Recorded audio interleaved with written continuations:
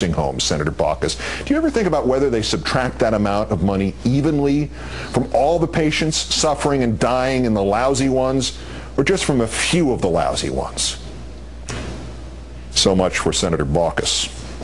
Sadly, this list could go on almost all night, too. I could ask Blue Dog Congressman Democrat John Tanner of Tennessee if, since he has gotten $215 grand from hospitals over the years, if I and the appropriate number of my friends were willing to make it $216 grand, if we could buy his vote, or would there still have to be an auction?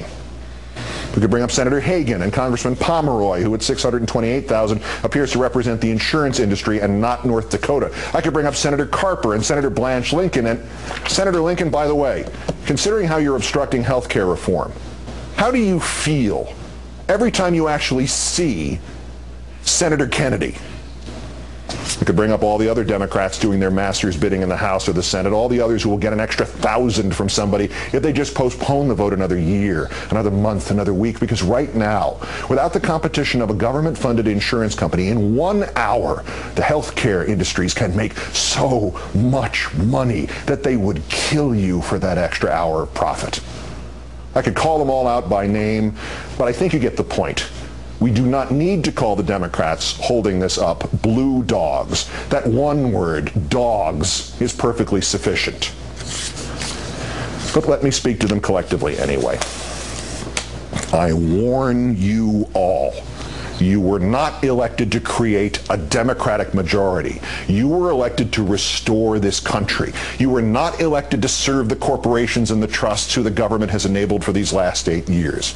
You were elected to serve the people. And if you fail to pass or support this legislation, the full wrath of the progressive and the moderate movements in this country will come down on your heads. Explain yourselves not to me, but to them. They elected you, and in the blink of an eye, they will replace you. If you will behave as if you are Republicans, as if you are the prostitutes of our system, you will be judged as such, and you will lose not merely our respect, you will lose your jobs. Every poll, every analysis, every vote, every region of this country supports health care reform and the essential great leveling agent of a government-funded alternative to the unchecked duopoly of profiteering private insurance corporations.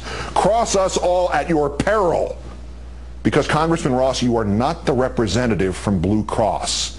And Mr. Baucus, you are not the senator from Sharing Plow Global Healthcare, even if they have already given you 76 grand towards your reelection.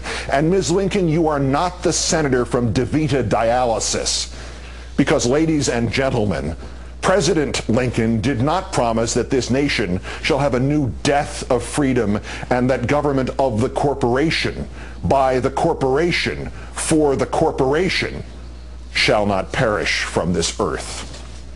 Good night and good luck.